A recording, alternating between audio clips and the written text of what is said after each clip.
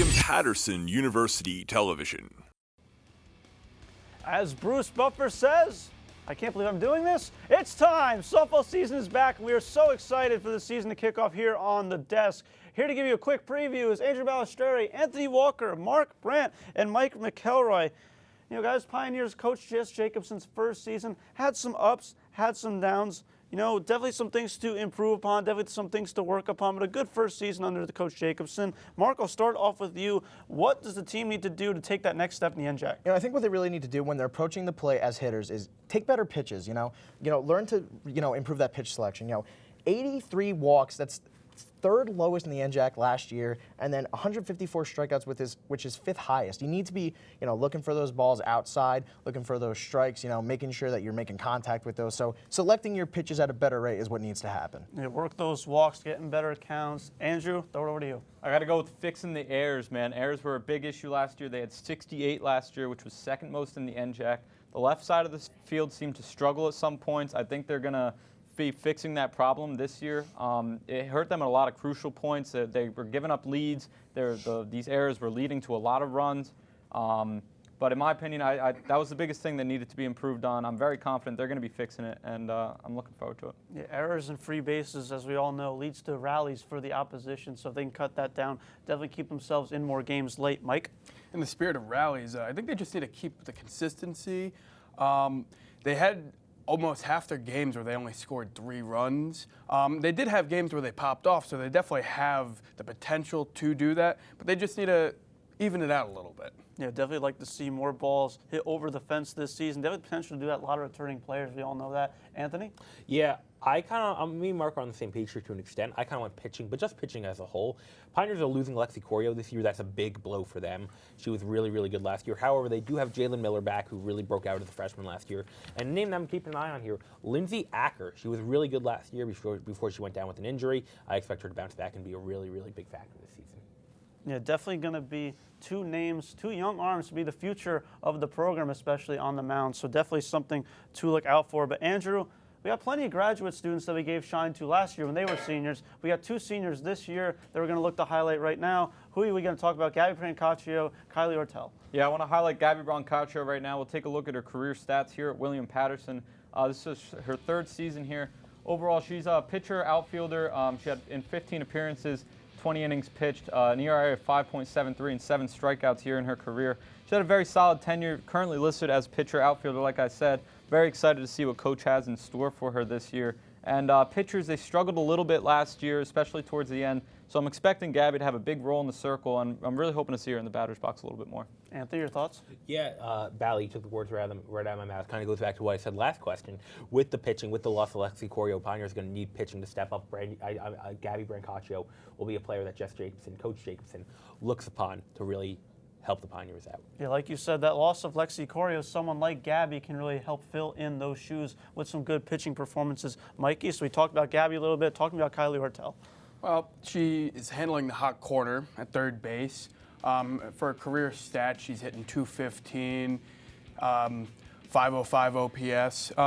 She definitely has a lot to do with their success this year because she started last year, and I think she's ready to take a step forward for her senior year. Yeah, third base, obviously a crucial position. You talked about the errors a little bit. Anytime you get that surefire defender at third can make a big difference. Marc, talk to me about Kylie. Yeah, Ortel, one of her biggest things is that she brings so much energy to the team as a leader, going into her senior year. She's going to be someone that, the younger women look to as a leader and to bring energy to that team every single game. Definitely the energizer bunny of the team. Pioneers have a lot of those. That dugout is always chirping. We've been to plenty of games. Some of the chants that come out of that dugout are kind of mozzarella, man. Unbelievable. But they're going to be doing that in Florida, cutting the mozzarella. So, Marc, I'll keep it with you. Got plenty of games coming up on their Florida trip. Which matchup are you highlighting? Yeah, the biggest one for me is the matchup against University of Wisconsin Superior. That's a team that went 33-10 last season. That's some good competition, and to see, the Pioneers go in there, potentially get a win over them, compete. I just want to see them, how they fare against competition like that. Definitely going to be a tall task. Anthony? Yeah, I want to see the Pioneers end on a good note. Their final game in that stretch is against Western Connecticut. And Westcon was 15-25 last year. If you're the Pioneers, you got to take advantage of teams that you think you can beat. WestCon, like I said, 15-25 last year, 2-14 conference record. You got to take advantage of those games, get wins when you have them, and if the Pioneers can do that, they should have a good season. Yeah, going on a high note on that plane ride home. Mike? I'm going to go with Alfred State.